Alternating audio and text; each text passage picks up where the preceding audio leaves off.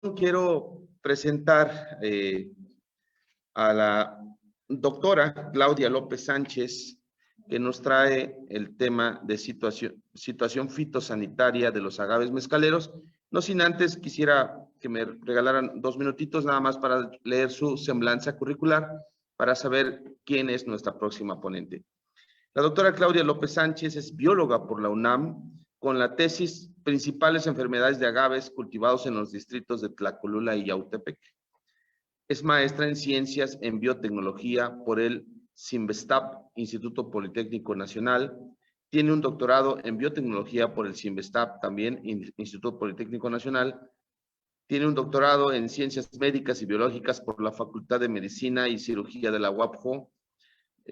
Ha recibido la capacitación en la empresa Sadons Pharma para bioprospección microbiana en Brasilia, Suiza. Es asesora técnica de la empresa Tequila Sauza en el tema principales enfermedades que aquejan al agave tequilana en Jalisco. Ha realizado estudios sobre los metabolitos secundarios con actividad anticancerígena de hongos endófitos de Taxus globosa, en colaboración con el Departamento de Biotecnología y Bioingeniería de CIMBESTAP, Instituto Politécnico Nacional. Recientemente realiza estudios sobre los aromas y sabores producidos por los consorcios microbianos en la fermentación del mezcal artesanal de Oaxaca. Y bueno, también tiene 30 años de servicio en la docencia e investigación en el Tecnológico Nacional de México, en las sedes del Instituto Tecnológico del Valle de Oaxaca y el Instituto Tecnológico de Oaxaca. Ha titulado a más de 100 alumnos en las carreras de ingeniería en agronomía, en licenciatura de biología e ingeniería química, así como a más de 20 alumnos del posgrado. Bueno, pues felicidades, doctora. Sin duda, una gran profesionista, una gran profesional que viene con nosotros a presentar su tema sobre situación fitosanitaria de los agaves mezcaleros aquí con las microrregiones de Oaxaca. Bienvenida, doctora. Muchas gracias por compartirnos su ponencia. Será un lujo para nosotros escucharle. Por favor, adelante, tiene el uso de la palabra.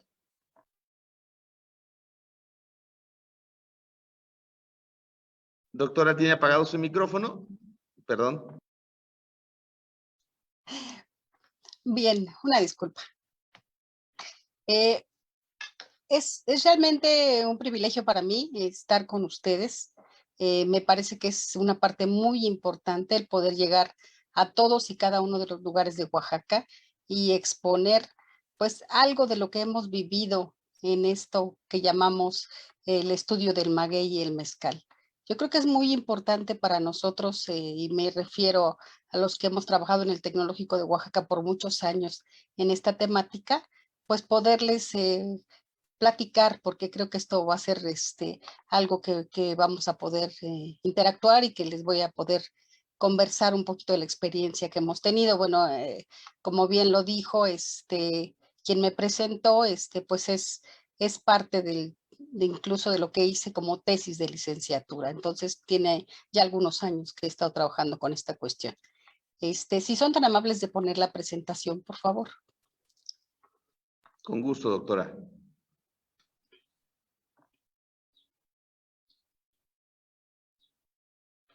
Bien, de tal suerte que yo en esta ocasión les voy a hablar de la situación fitosanitaria de los agaves mezcaleros, en donde, bueno, les platicaré un poco de lo que son las plagas, las enfermedades y algunas opciones que nosotros pensamos que pudieran resolver en cierta medida algunos problemas que se han presentado en los cultivos de los agaves mezcaleros de manera intensiva.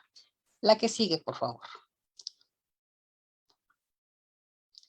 Las principales plagas que aquejan a los magueyes, bueno, pues han traído consigo un daño, sobre todo a nivel de este tallo modificado que nosotros conocemos como piña, y que realmente pues es algo muy drástico porque es propiamente lo que se utiliza para la producción del mezcal. Entonces es algo que debemos de poner atención. La que sigue, por favor.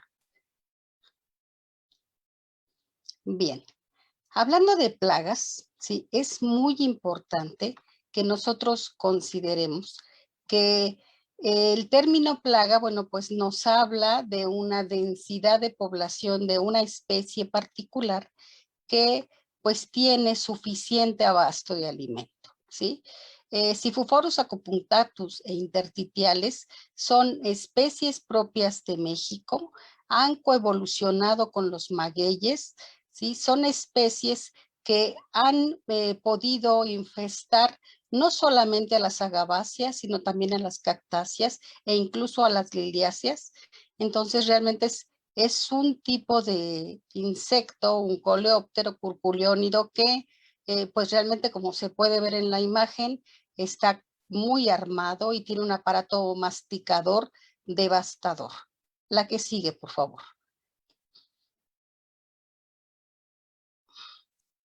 Desde la década de los 80 hemos venido trabajando con esta plaga que realmente pues causó problemas bastante serios en el distrito de Yautepec y que pues en ese momento no se tenía información al respecto de quién es que causaba en cosa de días una devastación total en los cultivos y que nosotros, bueno, nos dimos a la tarea en algo que se denominó el Plan de Desarrollo de la Agroindustria del Agave, e insisto, en la década de los 80, en poder encontrar cuál es el ciclo reproductivo, cuál es el ciclo reproductivo del picudo. Ahora ya hay muchísima información al respecto, pero en ese momento para Oaxaca no teníamos información, entonces se generó pues desde medir los huevecillos que miden unos milímetros, encontrar que en 3 a 5 días eclosionaban y daban lugar a la larva,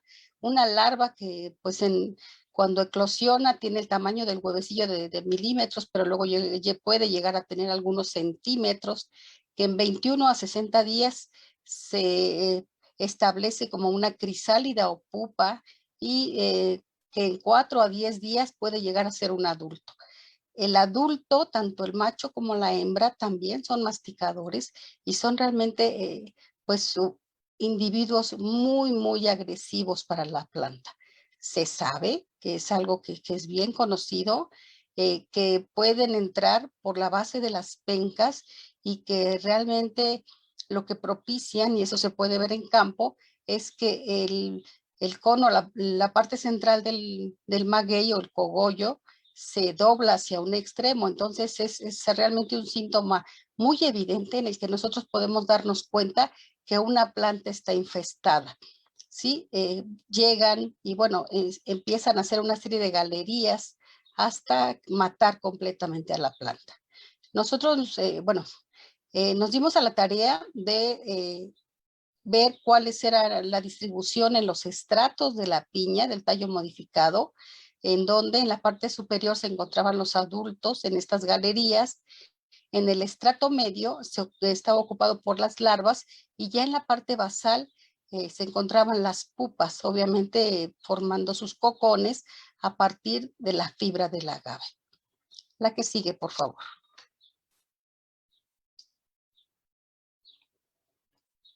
Es importante resaltar que en ese momento se hizo un estudio de densidad de población, encontrando que la etapa de larva, bueno, pues estaba presente con una alta densidad en un periodo de diciembre a febrero, ¿sí? No así los adultos, obviamente, bueno, aquí hay una diferencia porque, aunque se traslapan las generaciones, hoy en día se sabe que hay un traslape de generaciones y que realmente, leyendo un poco de lo que está sucediendo para agave tequilana, que tienen unas densidades de población realmente altísimas, ya estoy hablando de tequila, de amatitán, en donde se encuentra presente esta otra especie de agave, pues puede estar presente todo el año, ¿no? Nosotros tenemos la ventaja de que la densidad de población todavía de nuestras poblaciones o de nuestros cultivos de maguey mezcalero, pues no son tan altas, entonces no tenemos esa presencia de tantas generaciones de este insecto. Hay un reporte en 2020 en donde lo que vemos es que al parecer ha cambiado la dinámica poblacional. Esto se explica pues debido al cambio climático, ¿sí? Ahora tenemos mayo-junio como en donde hay una mayor densidad de población y pues realmente esto pues habla de lo que estamos causando en este nuestro planeta. La que sigue, por favor. Bien, pero solamente aquí quisiera mostrarles precisamente lo que son huevecillos, las larvas ápodas de Siphophorus acupunctatus, que son realmente pues larvas que son voraces, que son capaces de comer indiscriminadamente y matar a la planta en unos cuantos días. Si nosotros permitimos que esta especie permanezca en una piña o que no tengamos las medidas correctas de cuando vemos que hay una planta infestada, sacarla de ese cultivo, pues tenemos el riesgo de que una gran cantidad de plantas se infesten con esta plaga. La que sigue, por favor. Bien, aquí vemos los adultos, ¿sí? Que bueno, no hay un dimorfismo sexual tan marcado, solamente son un poco más pequeñas las hembras. Y bueno, ahora recientemente el control se está haciendo mediante el uso de feromonas sintéticas para poder atrapar propiamente a las hembras, que son las que llegan a estas trampas, y es así como se está llevando a cabo el control biológico, perdón, el control químico más eficiente. Hay algunos compuestos químicos como el forato y el malato que se han utilizado, pero que realmente no son tan eficientes como lo son las feromonas o los atrayentes químicos. La que sigue, por favor. El daño que nosotros podemos ver en las plantas de maguey, en las plantas de agave, son estas mordeduras en las pencas, en donde podemos identificar que está presente el picudo. Esto es muy importante porque si nosotros nos podemos dar cuenta de que hay una planta que está infestada con este insecto, pues vamos a poder tomar medidas y eliminarla del cultivo. Es realmente muy importante que quienes empiezan a tener algunas plantas cultivadas o aquellos que ya están emprendiendo cultivos intensivos, es realmente relevante. La que sigue, por favor. Aquí vemos otros daños que realmente, bueno, se nota a leguas que el insecto está llegando a la base de las pencas, ¿sí? Que está apoderándose de todo este tejido parenquimático y que muchas de las veces, esto es importante resaltar, ¿sí? Se acompaña de enfermedades. Entonces, pues si tenemos, más adelante vamos a hablar de una de las enfermedades más devastadoras para Oaxaca, que es la secazón, y se suma la presencia del picudo, pues seguramente sobreviene la muerte de la planta. Entonces, esto es importante a resaltar. La que sigue, por favor. Bueno, esto sería ya al final en donde ya vemos a la piña del maguey completamente muerta y bueno, las larvas, los adultos saliendo para poder infestar a una nueva planta. La que sí, por favor.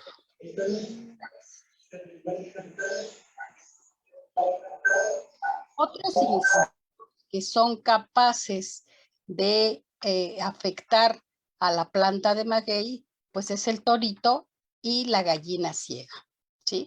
Estas precisamente son plagas de la raíz, son insectos que viven en el suelo y que, bueno, creo que no lo dije antes, pero que nunca se van a erradicar, ¿sí? O sea, podemos controlarlos, pero no los vamos a erradicar. Entonces, aquí es importante destacar El maguey es una especie que vive en condiciones áridas, es una especie xerofítica, ¿sí?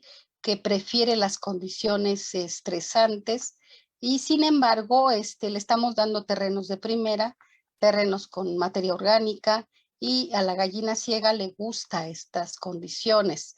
Es seguramente que el maguey pues no está en las mejores condiciones y muchas veces también lo que procuramos es tener pues grandes plantas y sin embargo para el proceso de producción de mezcal pues no necesitamos tener una gran piña, sino necesitamos tener suficiente cantidad de azúcar.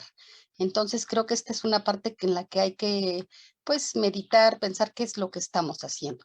Pero bueno, estas especies de insectos realmente también son devastadores cuando llegan a la planta de maguey, de agave. Bueno, ya aquí pues pudiéramos hablar propiamente del espadín, de la agave angustifolia, de la agave americana, que son los que se han cultivado de manera más intensiva. Recientemente tobalá o agave potatorum, que se han ya empezado a establecer en cultivos intensivos. También son capaces de afectar algunas especies silvestres, hablamos de rodacanta, karwinski, no sé, cuiches, madrecuiches, pero sin embargo es importante destacar que cuando se tiene cultivos, monocultivos intensivos, pues el término plaga es lo que aplica, ¿sí? En el otro caso, bueno, pues están infectando a una o dos plantas, pero como no es el mismo tipo de planta, pues entonces aquí puede haber límites, y no seguir más adelante este tipo de organismos afectando a otras plantas. La que sigue, por favor. El daño pues es realmente devastador. Nosotros conocemos a la planta de maguey y sabemos que es una planta que tiene raíces superficiales y entonces, bueno, pues si este insecto es capaz de comerse las raíces, pues la planta se voltea y se muere.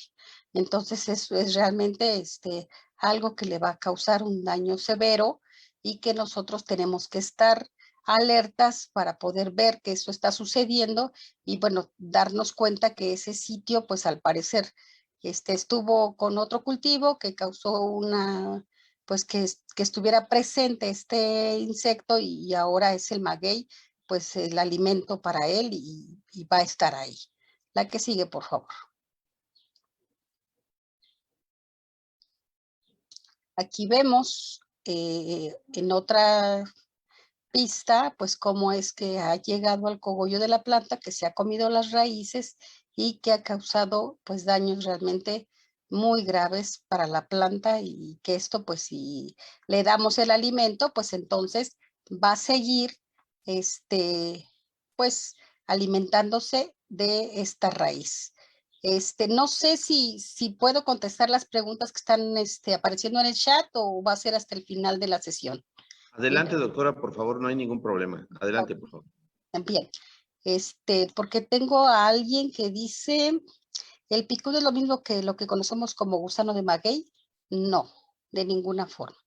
El gusano de maguey es otra especie, ¿sí? Hipopta gavis, es rojo, es diferente, y bueno, no lo traje a esta presentación porque pues hablábamos de la situación fitosanitaria, ese no es una plaga, ese bendito Dios que aparece, ¿no? Porque podemos utilizarlo, ¿sí? No, para nada. El Hipopta gavis es completamente diferente, es de color rosa, rojizo, ¿no? Y bueno, creo que todos lo hemos conocido y lo hemos consumido en algún momento como sal de chile, ¿no? Bien, entonces no, estoy hablando de plagas, de aquellos que son capaces de devastar, de degradar, de alimentarse de nuestras especies mezcaleras. Doctora, Dígame. nos preguntan en mensaje directo San Mateo Etlatongo, ¿con qué se puede combatir esas plagas?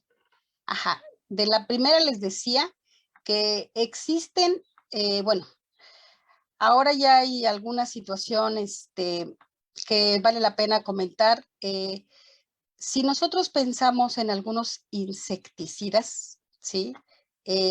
Seguramente que lo que vamos a hacer es que vamos a contaminar el ambiente y no vamos a dañar de una manera muy, muy directa a las especies, ¿sí?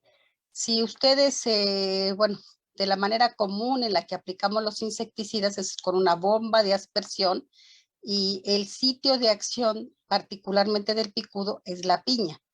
Eso no va a llegar al insecto, ¿sí?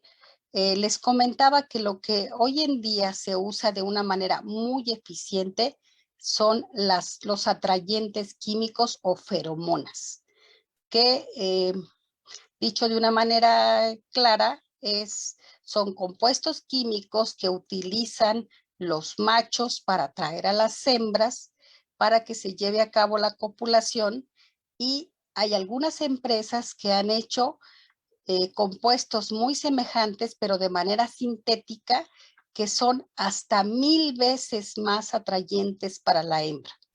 De tal suerte que se ponen unas trampas en los campos de cultivo y se puede atraer a las hembras cargadas, ¿sí? Se calcula que con estas trampas se puede disminuir la carga, la población de estos insectos hasta en 1 millón de huevecillos. Entonces, este es realmente uno de los métodos más amigables con el ambiente. Nosotros tenemos que pensar que el cultivo del maguey, como lo han hecho nuestros, pues los sabios de las comunidades, ¿sí? No es de esta manera intensiva, sino se han intercalado especies, hemos incluso convivido con el sistema milpa, o sea, no tenemos por qué salinizar suelos ni contaminar con herbicidas. Es realmente apabullante, me parece hasta pues no sé, una situación que ya es muy peligrosa, el hecho de que se esté utilizando tanto glifosato como herbicida hoy en día, que sabemos que es tremendamente tóxico para el humano, pero bueno, está presente. Ok, dice, ajá, esto creo que no corresponde a lo que estoy comentando. Bien. No sé si hay alguna otra pregunta, pero voy a seguir. Adelante, por la que sigue, por favor. Bien. Aquí muestro un mapa en donde se nota cómo es que está distribuida la gallina ciega, ¿sí? En el estado, y que realmente pues es una plaga para muchos cultivos, no solamente para el maguey. Entonces es importante de notar que, bueno, es algo de lo que debemos cuidar, si es que se quiere cultivar esta especie. Adelante, por favor, la que sigue. Otra de las plagas, pero que realmente tiene poca repercusión, son los insectos escama. Los insectos escama son un tipo de insectos que cubren completamente el área foliar de las pencas del maguey, ¿sí? Y pues obviamente disminuyen la productividad drásticamente. Sin embargo, no son especies tan severas, no son especies que se establezcan en una gran proporción del cultivo, es muy localizada su presencia, ¿sí? Y entonces lo que sí es que ellas son capaces de asociarse con algunos hongos del género Capnodium, perdón, denominados comúnmente como fumaginas, ¿sí? Que tienen una apariencia negra. Entonces, bueno, solamente para que conocieran, Aspidiotus, el insecto escama, también es capaz de afectar a algunas especies de maguey. La que sigue, por favor. Bien, las enfermedades más dañinas del maguey. Aquí es importante resaltar que cuando hablamos de enfermedades, hablamos de microorganismos, ¿sí? De bacterias, de hongos. Para nuestras especies mezcaleras, lo más común son los hongos, aunque existe una especie realmente que está causando o que puede causar daños muy graves. Adelante, la que sigue, por favor. Bien. Cuando nosotros, o yo en particular, cuando empecé con el estudio de este tipo de enfermedades para los magueyes mezcaleros, ¿sí? Pues me encontré que no había información precisa al respecto. Entonces me di a la tarea de empezar a establecer un sistema de diagnóstico en donde pues observaba los síntomas de las plantas. Ustedes pueden ver aquí esto que se denomina punta seca, ¿sí? Que es propiamente lo que se ve en la imagen, la punta seca de una penca de maguey que fue causado por un hongo, ¿sí? La mayor parte de las enfermedades del maguey son hongos. Como ustedes saben, los hongos de los que estoy hablando no son esos que conocemos y que nos comemos como el champiñón o el hongo Z, sino que son hongos que no son perceptibles a simple vista. Hablamos de los hongos filamentosos o que también en ocasiones le llamamos mohos. Estos hongos son capaces de causar estos daños en las plantas, ¿sí? Y que si nosotros lo permitimos, pues pueden también causar severidades altas. Aquí hay un término importante. Nosotros sabemos que las plantas sanas son aquellas que tienen ausencia de enfermedad, ¿sí? Y hay algunas plantas que tienen unas severidades bajas, es decir, unas cuantas pencas tienen este daño y pensamos que, bueno, simplemente hay que tratar este daño con algún agente para poder eliminar o quitar simplemente las pencas.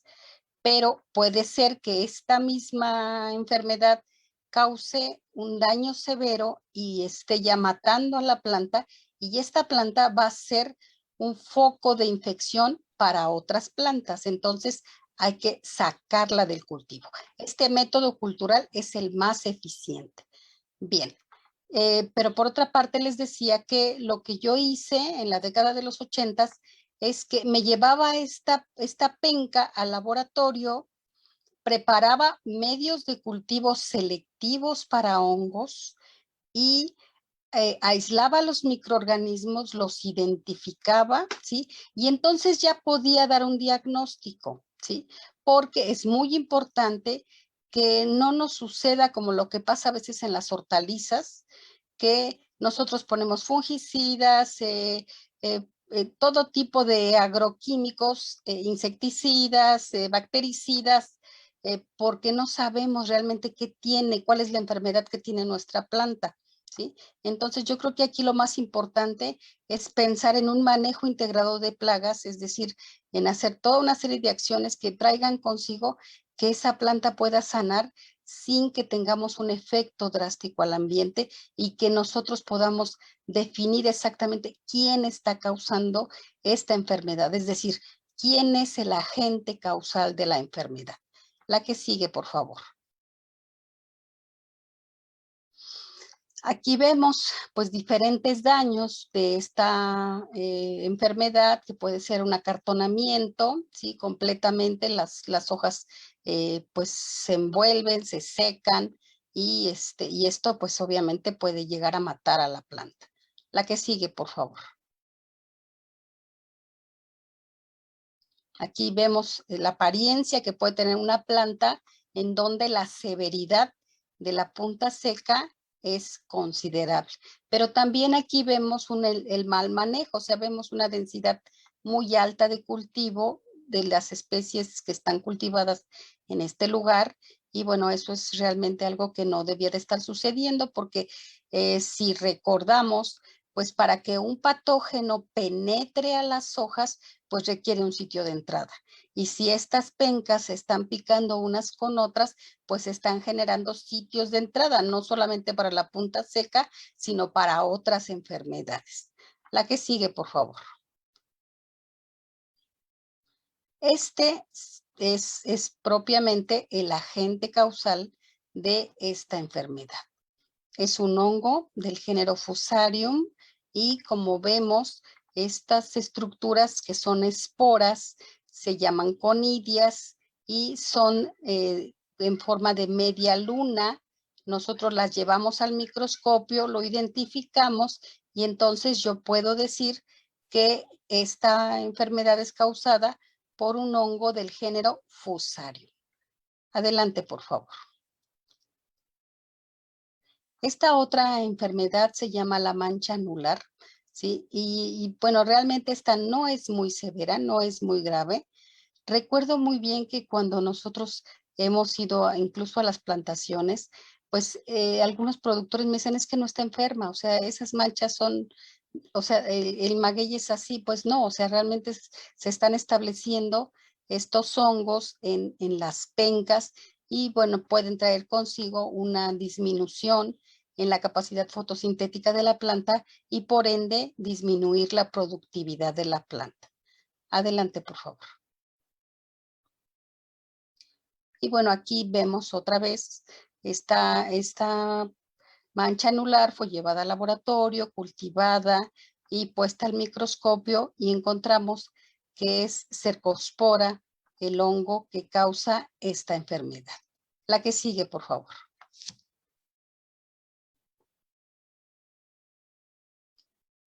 En el caso de la disgregación de las hojas, no hemos descubierto el agente causal, pero la ventaja es que es una enfermedad muy localizada que no hemos encontrado de una manera muy frecuente, pero la verdad es que hay que estar como poner un foco rojo, prender más bien un foco rojo porque es devastadora. Aquí está terminando completamente, sabemos bien que las pencas de maguey están hechas pues en gran proporción de pectina, de lignina, celulosa, que son componentes de muy difícil degradación y sin embargo, este hongo es capaz de degradar. Entonces hay que pues poner atención y esperar a que no se propague este tipo de enfermedades porque sí podría también afectar la productividad de la planta. Adelante, por favor. Así es como se ve la disgregación en otras plantas, ¿sí? Y podemos ver que pues también puede alcanzar ciertas severidades. Adelante, por favor. Bien. Pasando al tema de las bacterias, ¿sí? Nosotros sabemos que las bacterias son seres vivos, microscópicos también, que causan, seguramente que si yo les hablo de salmonelosis o de desintería, ustedes, no sé, una enfermedad en la garganta, pues ustedes lo asocian con bacterias, ¿sí? Precisamente de este tipo de los microorganismos que son los más ancestrales en el planeta, ¿sí? Que tienen 3.500 millones de años en el planeta presentes, pues son las bacterias, ¿sí? Eh, la secazón es una enfermedad del maguey mezcalero, ¿sí? Que causa realmente severidades altísimas y más si se une, si hace sinergia con el picudo, ¿sí? O sea, puede devastar una plantación. En cosa de días puede terminar completamente con una plantación. Entonces, por eso es muy importante, pues, ser muy observador cuando tenemos alguna plantación. Bueno, pues, ser vigilantes y observando si es que no hay este tipo de manchas, ¿sí? Si no está, pues, una planta completamente muerta, hay algunos enrojecimientos típicos de la secazón. Y bueno, también esto lo llevé al laboratorio. En este caso es un poco más complicado, bueno, hoy en día ya todo es más fácil con las técnicas de biología molecular, pero en ese tiempo, bueno, lo llevé al laboratorio, lo cultivé en medios selectivos para bacterias, hice algo que se llaman pruebas bioquímicas para identificarlo, y yo llegué en ese momento al género Erwinia, ¿sí? Ahora he leído que ya se denomina Pectobacterium, pero bueno, en ese tiempo género Erwinia era el que aplicaba para la identificación de esta enfermedad de los agaves mezcaleros. Por tal motivo, yo fui llamada a Tequila Sauza a poder identificar las enfermedades que estaban aquejando al maguey tequilero, al agave tequilana. Y bueno, encontré que hay algunas similitudes, pero no todo es tan semejante, porque los campos de cultivo del agave tequilana, pues realmente son campos de primera, o sea, son tierras muy fértiles, suelo franco, o sea, otras condiciones completamente diferentes a las que tenemos en Oaxaca, y las enfermedades ahí. También hay enfermedades fúngicas, pero hay incluso algunas enfermedades de deficiencias, como es el caso del anillo rojo, que parecía un tipo de secazón, pero que no, resultó ser otra cosa diferente. Y bueno, tuve la oportunidad de estar ahí en Jalisco. La que sigue, por favor. Bueno, esta es la apariencia de las plantas muertas por secazón. Y realmente, creo que, bueno, no traje una foto de esa plantación de Yautepec, pero era pues lamentable ver cómo las plantas estaban pues en más de un 50% muertas por la presencia de esta enfermedad. La que sigue, por favor.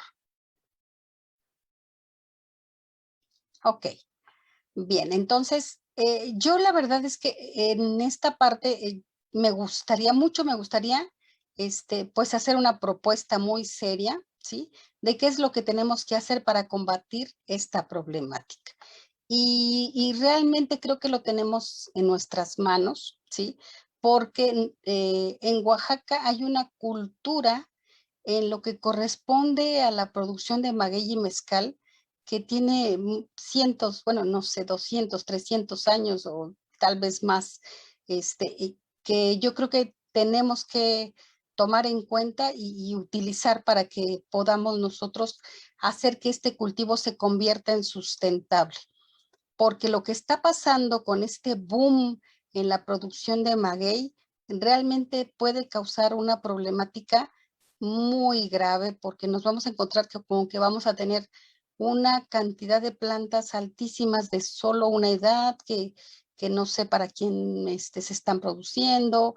Y yo creo que sí tenemos que ser como muy cuidadosos de qué es lo que está pasando con este sistema producto agave mezcal. La que sigue, por favor.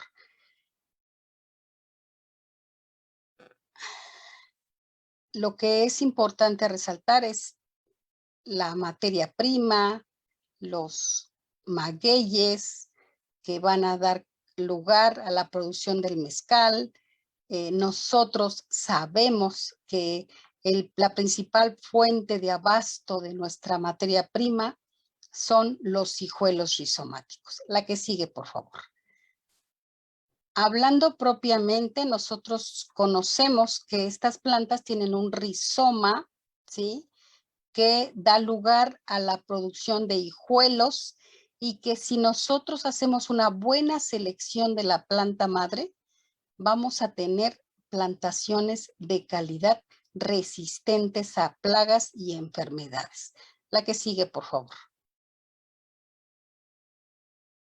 De tal suerte que podemos ver cómo la planta madre es muy sana, en este caso es muy verde, y los hijuelos tienen esta misma complexión, esta misma calidad, y esos son los que debemos seleccionar. La que sigue, por favor. Hay otro método al cual nosotros le llamamos bulbilos o hijuelos del quiote, y que son producidos también de manera sexual en un proceso conocido como apomixis, ¿sí? Que puede ser inducida o natural, y que genera una gran cantidad de plantas. Estos también deben ser seleccionados para poder establecer cultivos de calidad que resistan estos embates de plagas y enfermedades. La que sigue, por favor.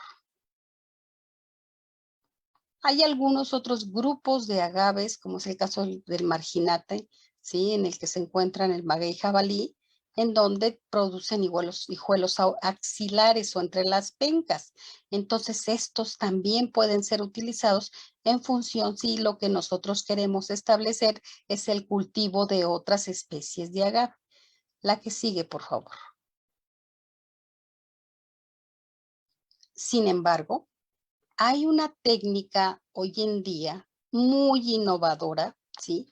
Que es el cultivo in vitro, que yo creo que valdrá la pena para aquellas especies que tienen problemas en la reproducción, que están en peligro de extinción, pero que no es el caso de nuestro maguey mezcalero, ¿sí? Y que debemos de tener mucho cuidado porque este método de producción de hijuelos hace copias fotostáticas. Las plantas que se generan por este método son idénticas genéticamente hablando. Entonces, si establecemos un cultivo con estas plántulas y hay una infestación de una plaga o llega una enfermedad, todas van a ser afectadas. Entonces debemos de ser muy cuidadosos de establecer cultivos con este tipo de plantas, a no ser que se nos asegure que son resistentes a estas plagas y enfermedades. La que sigue, por favor.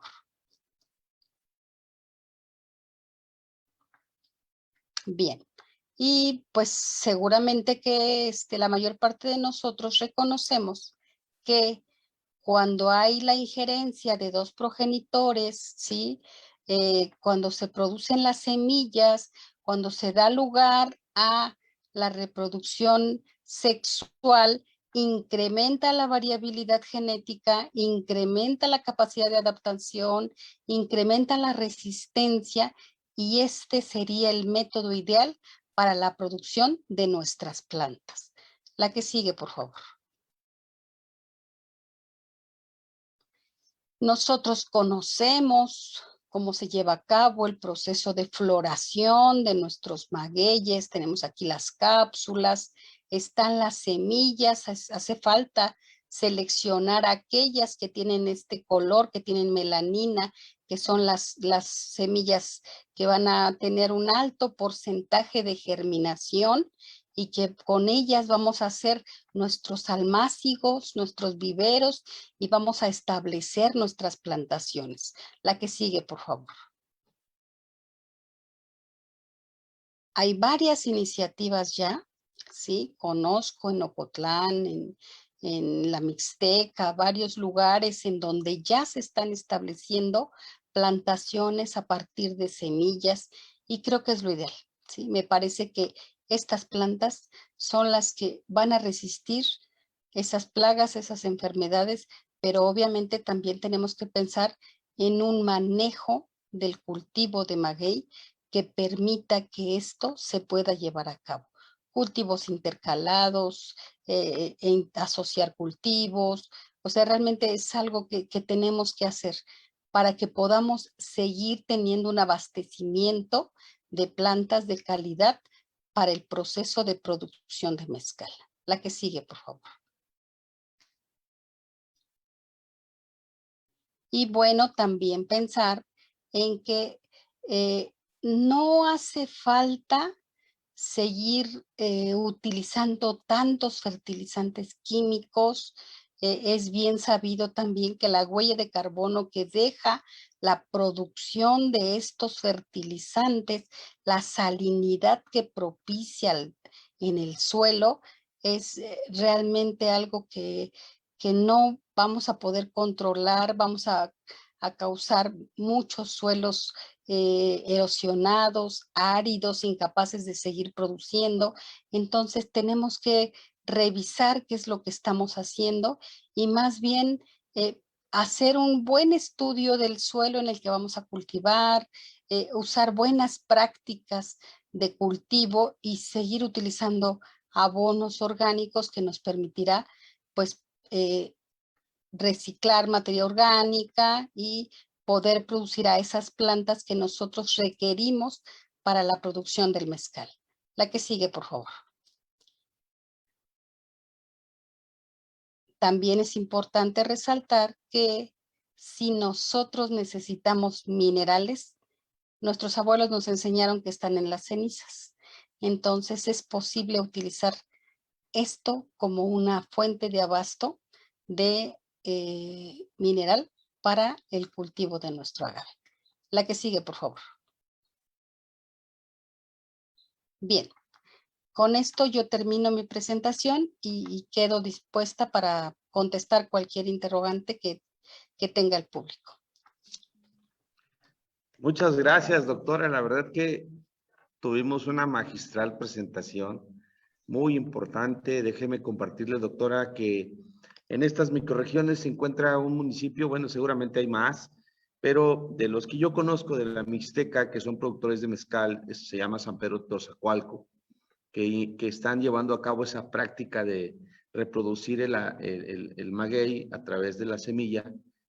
Pudimos constatar con un proyecto ahí de la Unión Europea, con COPLADE, y bueno, visitamos ahí a los productores del mezcal, los terrenos donde tienen sembrada la planta, en fin, hay tantas cosas que se pueden ver en Oaxaca. Doctora, muchísimas gracias. Sin duda, una ponencia muy completa, muy importante.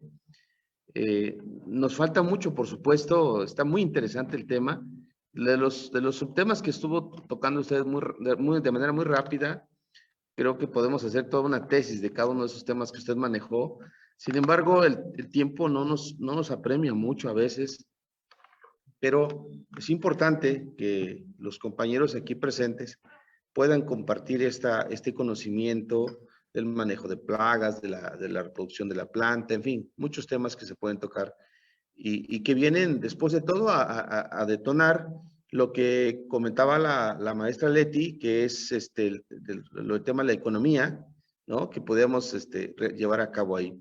Bueno, también compartirles que en esta sala de reunión virtual se encuentran también municipios que tienen importancia, un trabajo muy importante en el fomento del turismo. Sin embargo, nos ha faltado tal vez la visión microrregional para impulsar estos proyectos desde Santiago Tenango, desde Santo Domingo Yanguitlán, desde Santo Domingo Tonaltepec, donde están los geoparques, suelos de más de 50, 60 millones de años de haberse originado. En fin, tenemos mucho que hacer, hay muchas tareas, pero esto ahora ya nos toca como municipios, como microrregiones, ir pensando de manera más allá de los límites territoriales municipales, poder a lo mejor crear algunas estrategias para el desarrollo de la economía, para el fomento, para el trabajo solidario, para el cuidado del medio ambiente, porque también es cierto, los bosques en Nochistlán también sufren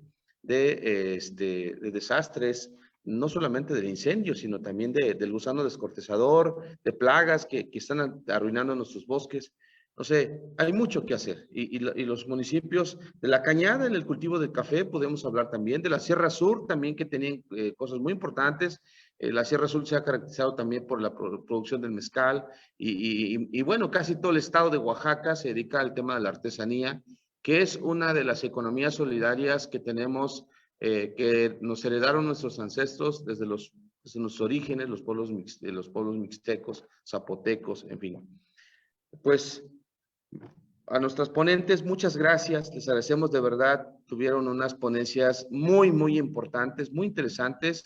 Sin duda, después de esta gran plática que tuvimos, de esta gran jornada de capacitaciones microrregionales, nuestra tercera jornada, nos falta una más. Yo creo que después de esto, nuestra visión debe ser diferente. Tenemos que irnos con conocimientos, con herramientas que debemos hacer uso de ellos para en lo posterior poder beneficiar a nuestros municipios, a nuestras microrregiones y por supuesto al estado de Oaxaca.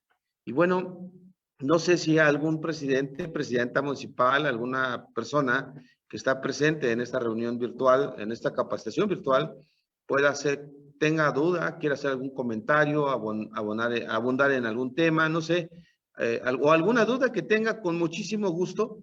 Todavía tenemos la fortuna de contar con las ponentes en la sala y podamos ir resolviendo algunas dudas. Muchísimas gracias a todas y a todos. Dejo el micrófono abierto para quien quiera hacer algún comentario. Y ya estamos en el cierre. Nos quedan escasamente 5 o 10 minutos para cerrar, porque yo desafortunadamente me tengo que ir a otra capacitación presencial. Entonces, sí voy a abandonar la sala y le pido a compañeras y compañeros si alguien más desea hacer uso de la palabra.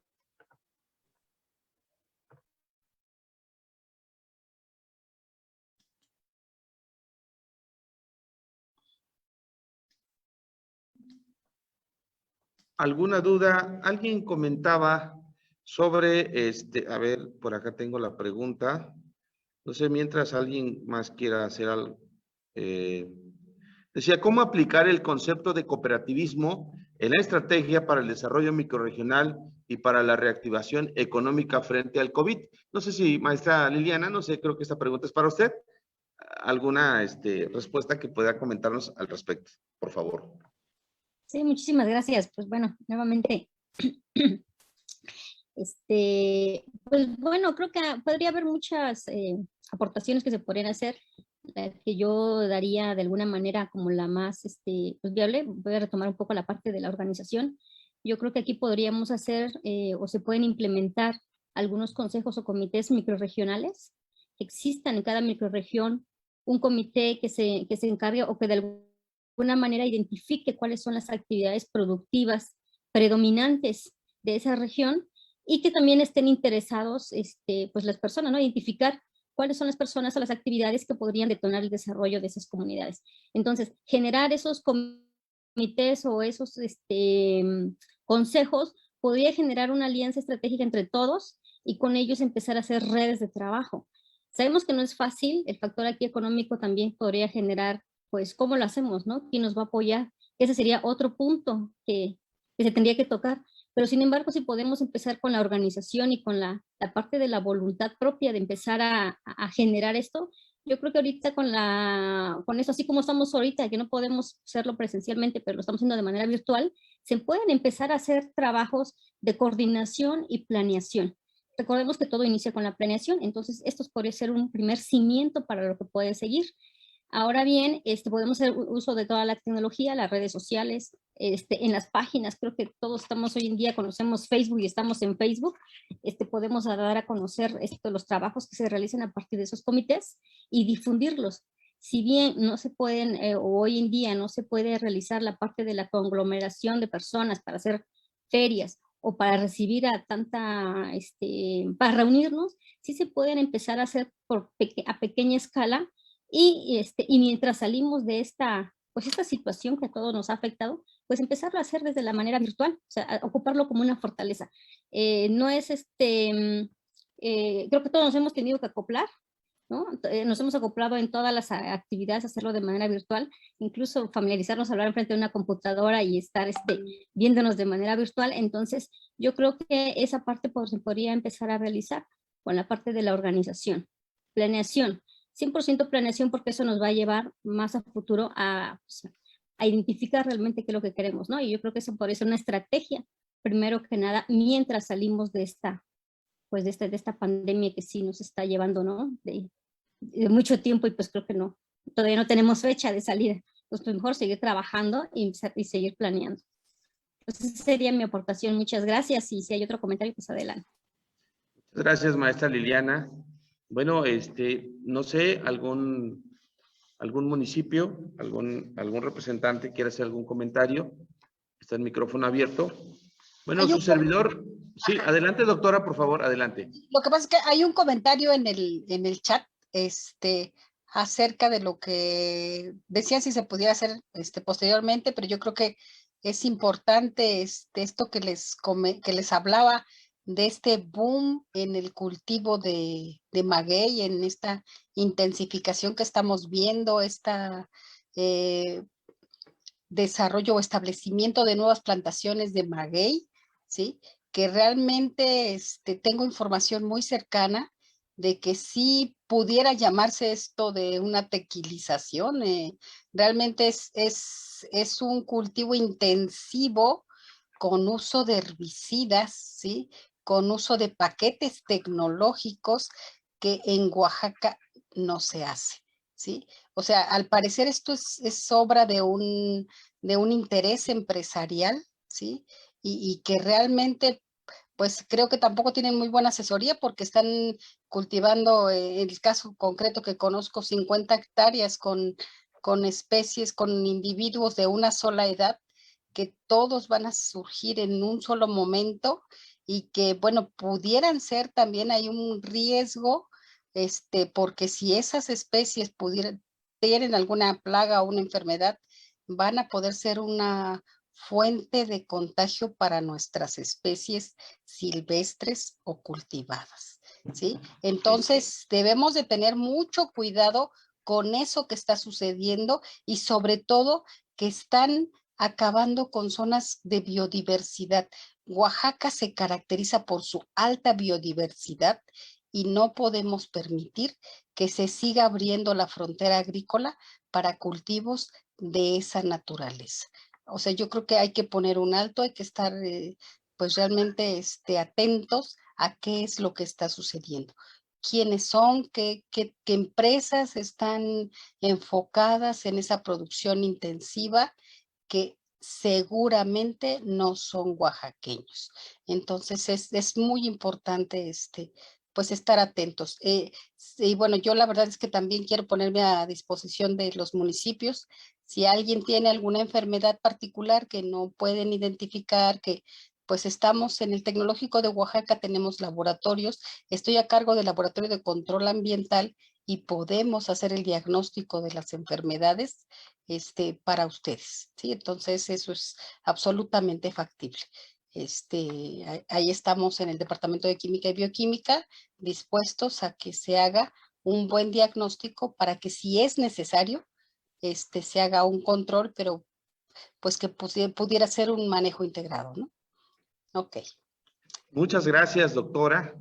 De verdad, nos acaba usted de abrir una llave que muy pocos conocíamos, de poder acceder a los laboratorios del TEC de Oaxaca. De verdad, eso es una gran aportación y una gran oportunidad para nuestros municipios que tienen este giro y que puede ser de gran ayuda para sus habitantes. Pues yo creo que estamos cerrando ya. Quiero agradecerles a la maestra Violeta López Juárez del Instituto Tecnológico del Valle de Etla por su ponencia, por habernos compartido sus conocimientos. De igual manera, a la maestra Liliana Montserrat Santiago Luis del Instituto Tecnológico Superior de Tepozcolula. Maestra, muchas gracias por su ponencia. Doctora, por supuesto, también muchísimas gracias por compartirnos esa gran experiencia que tiene usted en esta materia. Y bueno, llévenle un saludo a sus rectores, a sus directores, a todo el personal de los institutos tecnológicos del SUNEO, que han sido grandes aliados con el pueblo de Oaxaca, con COPLADE, a nombre del maestro Marco Antonio Reyes Terán, coordinador de planeación, que nos facilita todo este proceso de capacitaciones. Su servidor, el arquitecto Leonel Martínez Sánchez, director de capacitación de la Coordinación General de COPLADE, y, por supuesto, un abrazo fraternal de parte de nuestro coordinador general de COPLADE, del ingeniero Jorge Toledo Luis. Les hacemos extensa el agradecimiento, no sin antes también poderles invitar para que nos acompañen a las presidentas y presidentes municipales en la próxima capacitación, que también traeremos temas muy importantes que sin duda van a ayudarles muchísimo para mejorar la toma de decisiones en cada uno de sus ayuntamientos. Muchas gracias, que tengan una bonita tarde. Me despido por el día de hoy, ya que tenemos otra actividad que debemos cumplir, deseándoles que tengan un mucho éxito en sus actividades ordinarias. Muchas felicidades, un abrazo a todas y a todos. Hasta luego. Buenas tardes. Hasta luego. Buenas tardes. Hasta luego, buenas tardes.